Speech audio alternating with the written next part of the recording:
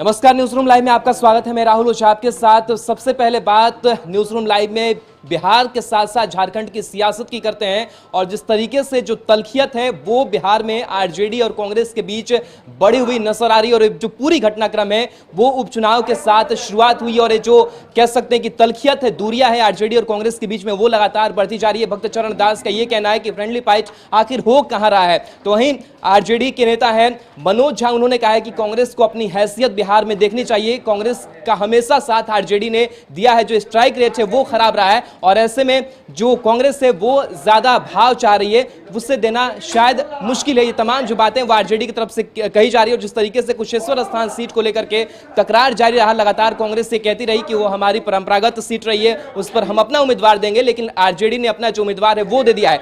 ये बात बिहार की हुई, लेकिन बिहार के साथ साथ झारखंड की अगर बात करें तो झारखंड में भी कुछ ऐसी ही जो लड़ाई है वो चल रही है और कहीं ना कहीं एक दूसरे को छोटा बताने की जो कोशिश है वो की जा रही है, एक दूसरे को हैसियत दिखाने की जो कोशिश है वो की जा रही है।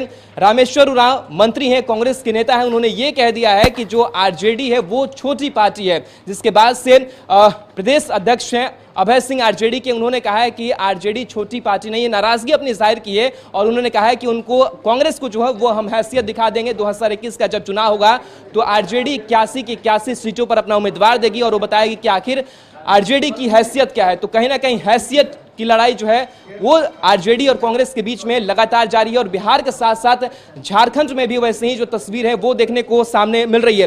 दीपक प्रियदर्शी न्यूज कोऑर्डिनेटर इस पूरी खबर पर हमारे साथ जुड़ेंगे और उनसे समझने की कोशिश करेंगे कि बिहार में तो जो तलखियत देखी जा रही थी, झारखंड में भी वो तलखियत देखी जा रही है, लेकिन सबसे पहले बिहार की बात कर लेते हैं। जिस तरीके से कांग्रेस प्रभारी भक्त चरण दास ने अपना बयान दिया है, साथ ही साथ प्रेमचंद मिश्रा जो प्रवक्ता है, कांग्रेस के नेता हैं, उन्होंने भी जो बातें हैं वो कही है कि जो आरजेडी है वो महागठबंधन धर्म नहीं निभाया उन्होंने चुनाव में और इसका खामियाजा उन्हें भुगतना पड़ेगा। इस पूरी खबर पर जुड़ेंगे दीपक सर के साथ। दीपक जी, जिस तरीके से लगातार कांग्रेस और आरजेडी के बीच जो तलखियत है वो बढ़ती जा रही है और ऐसा लग रहा है कि जो महागठबंधन का स्वरूप है वो शायद भविष्य में टूट जाए, बहुत दिन ना चले, वो किस तरीके से देख रहे हैं? देखिए, फिलहाल तो महागठबंधन तो अभी बिखर ही गया। इस उपचुनाव में दोनों पार्टियां आमने सामने हैं।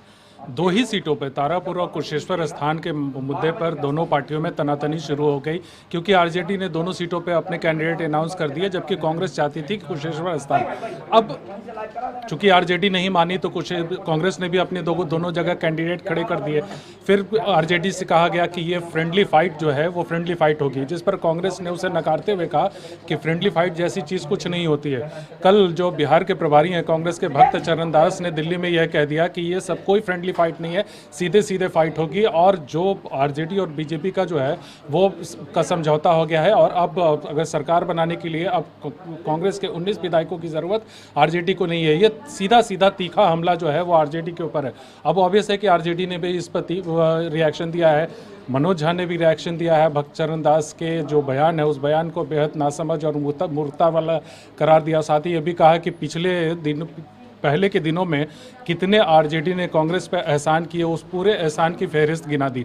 तो कुल मिलाकर आप देखिए पूरा तनातनी, एक महागठबंधन में धीरे धीरे करके एक समय 7 से 8 पार्टियां हुआ करती थी, सब धीरे धीरे करके बिखर गया। अब कांग्रेस और आरजेडी इंटैक्ट था, वो भी इस चुनाव में बिखर गया। भविष्य में क्या होगा ये उपचुनाव के बाद ही पता चलेगा, लेकिन यह है कि बिहार में भी तनातनी है। ठीक वैसी स्थिति अभी झारखंड में भी देखने को मिली है। झारखंड में भी वहाँ पे रामेश्वर उरांव जो मंत्री हैं कांग्रेस के, उन्होंने कल लातेहार में कह दिया कि आरजेडी बहुत छोटे जनाधार वाली पार्टी है, इसका कोई वजूद नहीं है, बिहार की पार्टी है और झारखंड में इसका कोई वजूद नहीं है, ये इसका जनाधार कुछ नहीं है। अब जाहिर सी बात है कि इस पर आरजेडी ने भी तीखी प्रतिक्रिया वहाँ रिएक्शन दिया है और उस पर नेताओं ने कहा है कि कांग्रेस खुद देख ले कि उसका जनाधार कितना है, खुद तो क्षेत्रीय पार्टी बन के रह गई है। तो दोनों राज्यों में कांग्रेस और आरजेडी जिसे कहें कि एक तनातनी तो है, दोनों ही जगह गठबंधन है। वहाँ सरकार में एक दूसरे के साथ है, हेमंत सरकार में कांग्रेस और आरजेडी दोनों सरकार में साथ है, यहाँ भी एक महागठबंधन में रहे, लेकिन दोनों ही स्टेट में अभी आरजेडी और कांग्रेस के बीच तनातनी है, या फिर यूँ कहें कि आरजेडी और कांग्रेस के बीच में जो गठबंधन है उसकी ग्रह दशा भी ठीक चल रही है। बिल्कुल, तो ग्रह दशा ठीक दोनों पार्टियों की नहीं चल रही, चाहे वो बिहार की बात कर ले, झारखंड की बात कर ले। संदीप हमारे साथ जुड़ेंगे, लेकिन उससे पहले कुछ बयान सामने आए हैं, वो बयान हम आपको सुनाएंगे। भक्त चरण दास का, मनोज झा का, साथ ही प्रेमचंद मिश्रा का भी बयान सामने आया है। इन तीनों का बयान पहले आपको सुनाते हैं। भक्तचरण दास जी ने, वो फूहड़ भी है, दुर्भाग्यपूर्ण भी है और हास्यास्पद भी है। वो बयान बताता है कि उनको राजद के मयार, उसके मिजाज, तेवर की समझ नहीं है, हमारे इतिहास की समझ नहीं है। बहुत सारे मुख्यमंत्री थे आपके भक्तचरण जी, जब आडवाणी जी रथ यात्रा लेके निकले थे, क्यों नहीं हिम्मत पड़ी उनको गिरफ्तार करने की? किसने गिरफ्तार किया? संघ और भाजपा की नीतियों से लड़ने के कारण हमारे राष्ट्रीय अध्यक्ष लालू जी ने प्रताड़नाएं झेली है। अभी समकालीन दौर में तेजस्वी जी ने प्रताड़नाएं झेली है। कहाँ का आप ज्ञान लेकर के आ रहे हैं? महागठबंधन धर्म का मर्म समझिए कि कांग्रेस के साथ ताल्लुक क्या रहा। जब सोनिया जी जो राष्ट्रीय अध्यक्ष है कांग्रेस की, आपके दल के लोग उनके पक्ष में नहीं थे, लालू जी खड़े रहे। इसलिए मैं कहता हूं कि ऐसे लोग जिनको समझ नहीं है राजनीति की, इतिहास की, गठबंधन की, नैसर्गिकता की, वो इस प्रकार का बयान देते हैं। नहीं, फ्रेंडली फाइट खत्म। फ्रेंडली रिश्ता जो था आरजेडी के साथ, वो कल विड्रॉल था 16 तारीख को, विड्रॉल नहीं किया कुशेश्वर स्थान में, जो कांग्रेस का ट्रेडिशनल सीट थी। उसमें अगर आरजेडी विड्रॉ कर दिया होता तो समझौता बनी रहती, वो एक में लड़ते, हम एक में लड़ते और दोनों सीट गठबंधन जीतता। अब कांग्रेस अकेले लड़ रही है और अकेले 2 सीट जीतेगी, उसकी तैयारी में हम। आरजेडी के नेता श्री मनोज झा जी ने बयान जारी करके बहुत तरह तरह की बातें कही हैं। वो अपने आप में हास्यास्पद है। ये सबको पता है कि आरजेडी ने हमेशा कांग्रेस का सहारा लेकर फायदा उठाने का काम किया और कांग्रेस के वाजिब हकों और जो मौका कांग्रेस को जहां जहां मिलना चाहिए उसके साथ कांग्रेस के साथ नाइंसाफी करते रहे, गठबंधन में शामिल रहने के समय भी और नहीं रहने के बाद भी। तो आरजेडी को यह बताना चाहिए कि इस 2 सीट के उपचुनाव में उन्होंने एक तरफा फैसला क्यों लिया। हम 6000 वोट से कुशेश्वर स्थान हारे थे, तो हमारा उस पर सीट पर हमारा दावा क्यों नहीं बनता? और 7000 वोट से तारापुर आरजेडी हारी, तो वो सीट उनका कैसे हो गया? तो गठबंधन धर्म का पालन आरजेडी ने कभी नहीं किया। रामेश्वर उरांव जी वरिष्ठ नेता हैं और इस सरकार के मंत्री भी हैं और महागठबंधन के पार्ट भी हैं। उनको ऐसा बयान शोभा नहीं देता है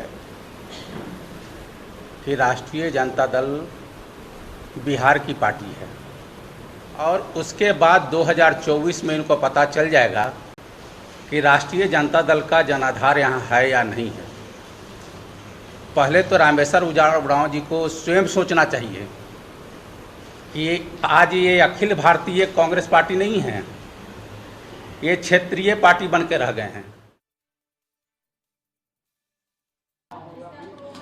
तो बयान आपने सुना कि किस तरीके से जो दूरियां हैं कांग्रेस और आरजेडी के बीच वो नजर आ रही है। झारखंड की अगर बात करें तो मंत्री हैं, कांग्रेस के नेता है रामेश्वर उरांव, उन्होंने छोटी पार्टी करार दिया है आरजेडी को। उन्होंने क्या कुछ कहा और किस तरीके से जो तल्ख तेवर नजर आ रहे हैं वो सुनाते हैं।